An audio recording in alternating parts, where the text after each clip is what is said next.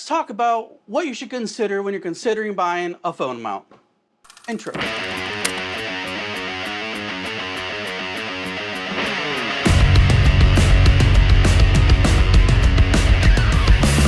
Welcome folks, Flipknot here. Yes, I know we were supposed to make this video about a month ago. Next week we'll talk more in depth. December's never a good month for me. Multiple reasons, things happen, whatever. And now, you know, the first week of January is never that good either. Making excuses. But we're here now. We're talking about motorcycle phone mounts. I've been wanting to make a video on motorcycle phone mounts for over a year now. I got the idea to do this when I had a Patreon reach out to me and ask me, hey, what phone mount should I get? And found out that there's a lot of different things that you consider from different kinds of phone mounts.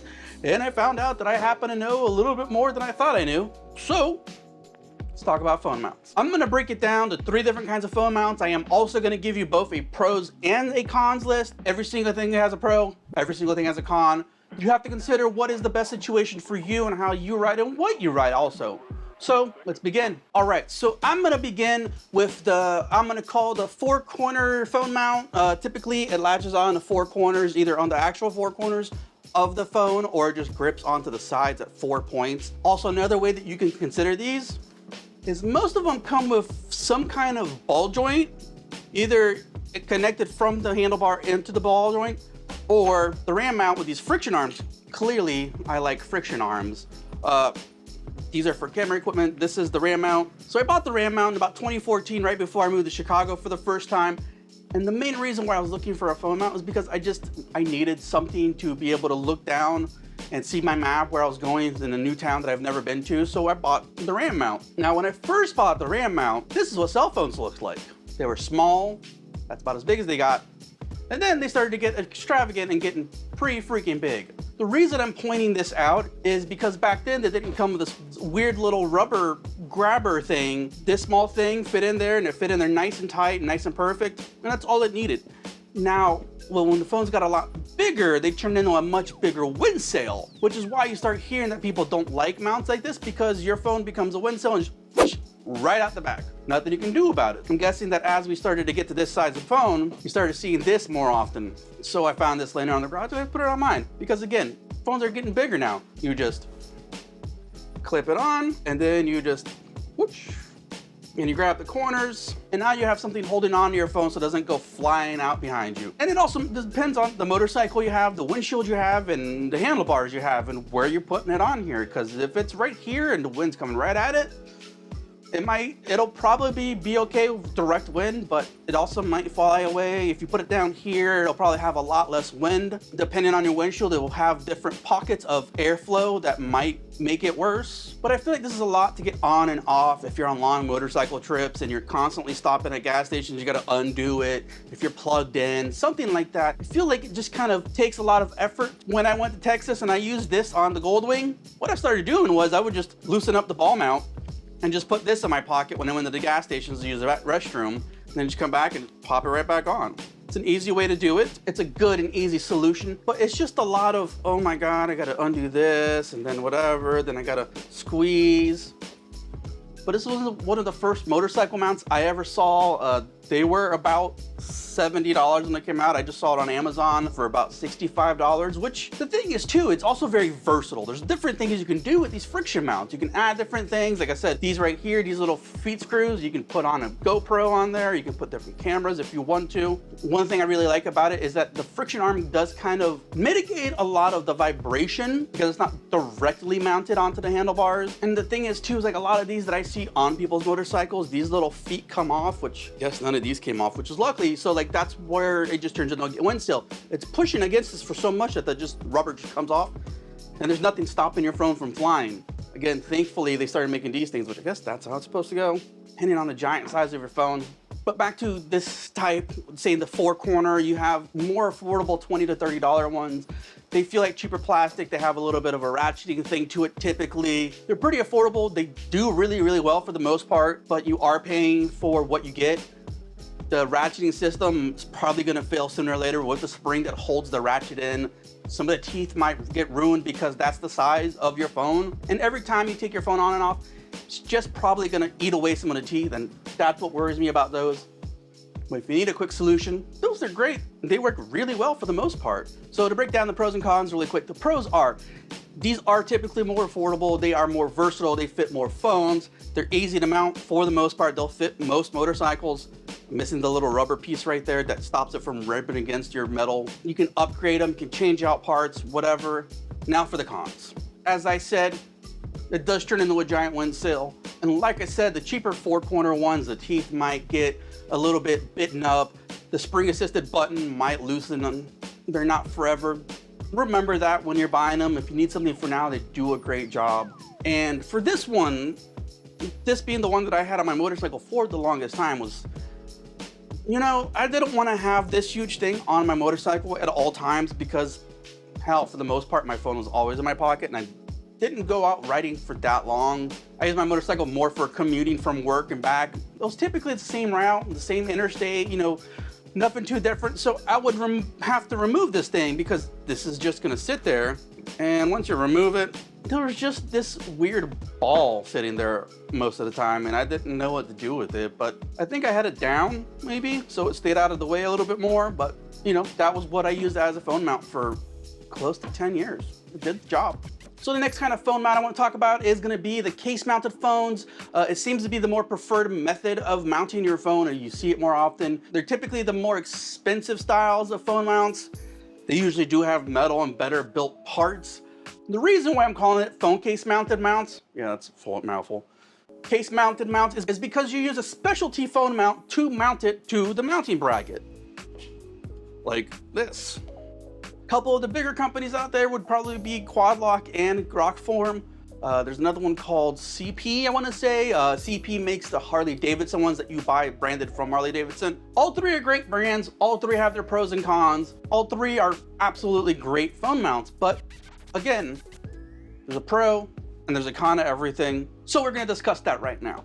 Let's go through the pros first. Like I said, it doesn't seem to be the more preferred method of mounting your phone that I see out there. You can mount it at the top of your handlebars, right next to your controls, or you can do it down low, right on top, right in front of your Speedo. There's different mounting points. There's different pivot points, which is also a fantastic thing depending on your motorcycle and what handlebars you have. You can twist it, you can turn it, you can make it fit you and your motorcycle so you can have the easiest line of sight to your phone, and that makes it a lot more versatile and able to do a lot of things. Another thing that I really like about these phone case mounts is that a lot of these companies have a lot of accessories that go along to it. I know Rockform has a mount that goes directly onto your control mounter, whatever the hell that you want to call that. It'll go right into that 2 screw points where you mount your controls to your handlebars. Quad Lock has a lot of great mounting point accessories. They have the wireless charger. They had this vibrator buffer, which we'll discuss a lot further in the cons, but they do offer that. And all of these companies also offer a 3M sticky. So if you want to use a different phone case and you don't want to use their specific phone case, you can go ahead and stick it on there. This way you don't have to buy a whole new phone case. Now, let's talk about the cons. You constantly have to change out your phone case. If you're somebody like me who upgrades your phone every year, and literally the most minute little detail that Apple changes, which is just the size of the camera mount, I had to buy a whole new phone. It fits, it's the same exact size and everything, except for that little box. So I had to buy a new phone case yet again. Since I've had my Quad Lock, I've had 4 phones, which we'll get to at the end of this. I had to buy 4 phone cases, and then you have these phone cases that you don't know what to do, and I just gave them away on my Instagram, to be honest. Somebody needed it. And when it comes to these 3M sticky mounts, I know you're thinking, I did not have a problem with the one I used, but like depending on the kind of case you have, it might not stick very well. But it's easier to swallow a $20 sticky mount instead of a $60, $70 new phone case. Another thing that I absolutely hate about most of these phone cases is that my phone never sits flat. So when I'm at a bar, when I'm at a coffee shop, when I'm sitting down at dinner, it just wobbles and I can't stop messing with it. That drives me bananas, that it just doesn't sit flat and doesn't make noise, doesn't move. I wish that they had a better flush mount. Not what I said. Stop thinking that. Rockform does have one of the best cases for their mounted phones. It has magnets. You can use it in other places. You can use it outside of it. They have, all three of these do have accessories that you can use off of your motorcycle, like a car mount or a desk mount with wireless charging, things like that. The Rockform case, again, is probably one of the better ones because it has a magnet and you can magnetize it to different things. You can put it on your fridge if you're cooking or whatever. It would be a phone case that I would buy even without the mount. The reason I say that is the price. Most of these have a bit of an astronomical price. Wait till Christmas, it always gets better. Rockform being the most expensive of them all, I don't understand how this costs $120 and then this, the same exact thing minus this little minute detail, changes it, what, $40, $50? I don't understand why something that mounts to your bicycle is different from what something that mounts to your motorcycle. I understand more wind, velocity, force, whatever, yes, but it's still this tiny little thing that changes these two things and makes this world of difference in price. And then there's the phone case. You got to keep upgrading phone cases every time. For Christmas, Quadlock had these great specials on their phones, came with case and the mount and everything. I almost bought another one, but then I was thinking to myself, I'm gonna upgrade in April, so why am I gonna do that now? Because then I'm gonna have to buy a new phone case yet again, because then this one won't. And that's one of the more aggravating details when it comes to these case-mounted mounts. Another thing, yes, I said it has great mounting points. It also has really bad mounting points. The fact that it only has one pivot makes it a little bit difficult. As you'll see here, here's the Quadlock mounted on my Triumph. Every ad that I see for this phone mounted in this position has a completely different mounting bracket than my Triumph. Even other Triumphs have other mounting brackets that isn't a complete solid billet that mounts onto your handlebars. So the lack of pivoting on these kind of makes it wonky and cross-eyed, and it's like, it just kind of bothers me how it just won't sit straight. Like maybe a second pivot point, maybe a third would be great. If you're gonna be charging me $100 for this, I want 3 pivot points. That's just the truth. And if I remember correctly, the Harley-Davidson branded S&P one that I used to go to Sturgis, it did have 3 pivot points, which is fantastic. I could make it perfect with exactly how I wanted. That was great. And that's something that you might want to consider. And now the biggest con, my biggest pet peeve with these mounts, and it's something that they won't admit to, but they make products to fix. They never said it actually happens, but this might help. These mounts are incredibly notorious for breaking the camera on most phones. The thing you gotta remember is that the camera in your phone is a tiny little thing that's being held on by these 2 tiny little arms to move it and focus. And again, the majority of the time this is on Harley Davidsons, and we gotta remember, Harleys vibrate, and they vibrate a lot. Because the higher up you put it on your handlebars, the more your handlebars vibrate at different points. So this is completely shaking the living crap out of your phone right here. That's why I always tell people, if you do not have one of the newer phones, if you do not upgrade your phone regularly, this is not a mounting system that I recommend, to be completely honest, because the older a phone gets, the more these little arms are used and the more fragile they become. And then you mount them to these Harley Davidsons, which are notorious for vibrations, it will break the camera on your phone. Now, Quadlock makes this vibration reducer buffer thing, but they will never admit to breaking phones. Buy it, you need it. That's, again, another accessory that they add on, but why doesn't it already come like that? If you have a Milwaukee 8 or a Revolution Max Harley, you're probably better off because those do not vibrate nearly as bad as anything prior to those. And on top of that, most any other motorcycle, because they're not Harleys and they don't want to rattle the freaking filling out of your face. Works great on my Triumph, works great on my Kawasaki H2. Harley, but on my Harley, I would have put it right here and it would just massive amounts of vibration. So if you don't have a new phone and if you don't upgrade your phone regularly, maybe think about staying away from these. Just on the thought, you know, if you are going to try to get the Miro mounts, can't guarantee. I've seen it happen to a lot of people. It's not abnormal. When your phone is mounted to the handlebars and you are riding, do not turn on the front-facing camera. I know that we all want to film our rides, but when you turn on the front-facing camera, that's when you have a higher probability of breaking your camera, because now the camera is fighting the vibrations of the motorcycle, trying to stabilize and focus the video. You want to turn on your camera, turn on the front-facing one, never the back one. That's how you break your phone. And the last kind of phone mount, magnetic ones. We all know how much I love magnets.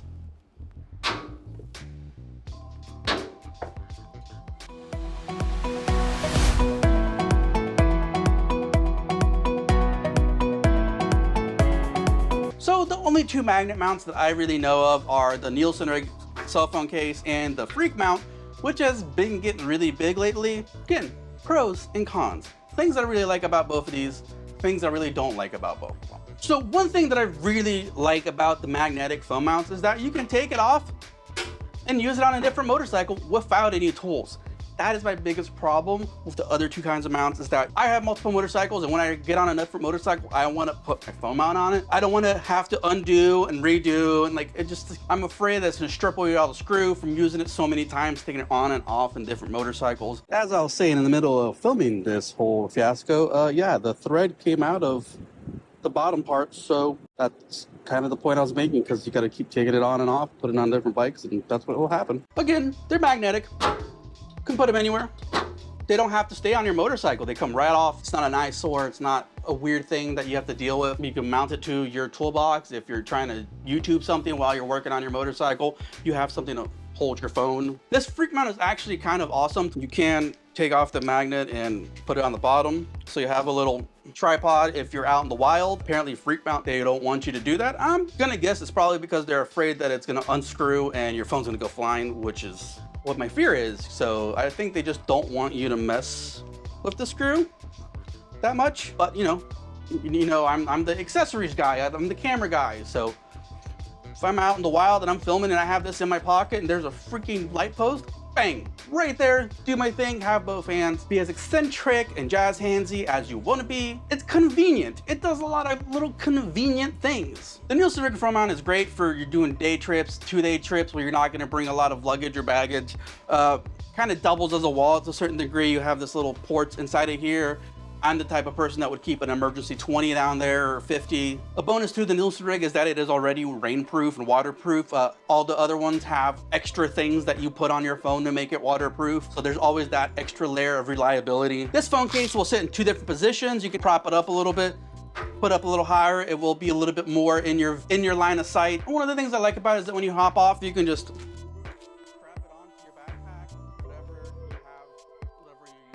and then that way you can walk around comfortably. It's not in your way, it's not bulky or anything, and you have the comfort of knowing that it's somewhere close to you and not somebody's gonna rip it off your bike. In the same respect to Nielsen Rig, I do absolutely love this. But in the same respects, if you're going on long trips, I would grab a bigger tank bag, to which you can also use as a phone mount. Nielsen Rig sent me this when I went to Sturgis, and my God, for a long haul like that, every morning I came out and I just shoved my wallet in there, my GoPro, my cameras, anything that was in my pockets, because I knew I was gonna be on the motorcycle for the next 12 hours that day. It's the most comfortable thing. It fit a lot, it had everything I needed. If you're going on long hauls, this tank bag is just amazing. It's phenomenal. It's great because what I would do is I just leave one side open and I'd reach in and grab my GoPro or put some gummy bears in there for snacking, or you can put something else in there to kind of, you know, be closer to you. If you're going on long rides, I would absolutely recommend the tank bag. If you're just putting around town, going on day trips with a girl, I think that this regular phone mount is everything that you'll need. The unfortunate thing is that it is on your tank, which means your tank's down here, which means it's not within your line of sight and you have to look down.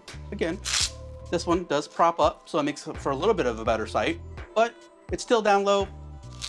It's still a little bit more effort to make sure. Maybe not exactly the Nielsen Rig as much as I worry about the Freak mount. The thing is that the gust is kind of, you know, going through here and down here. Now, it makes a little wing, which means air goes up and above and it kind of holds it. It's a great, strong magnet. Will it pick up the tank? Come on, pick up the tank. It's a strong magnet. I just worry that the wrong gust of wind will pick it up and make it go away. I've never heard of that happening, but it's a worry. And as I mentioned earlier, just the fact that this is threaded and like you don't want to over thread it, I don't think it's gonna start helicoptering and fly off, but you're gonna have to constantly make sure that it's nice and tight.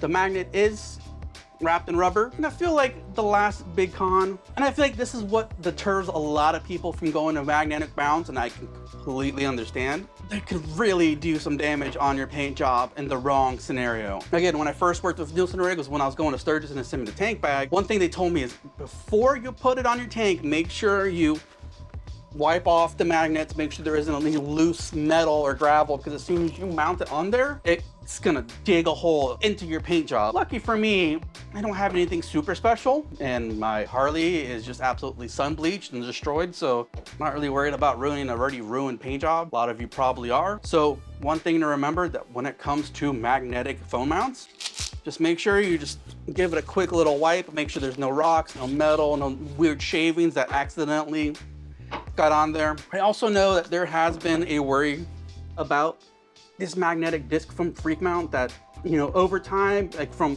pulling it in a direction, could very easily eat through the rubber. I feel like you'll notice it long before that happens. And I've heard people say maybe put some felt on there, but felt will make it slide very easily off, hence the rubber.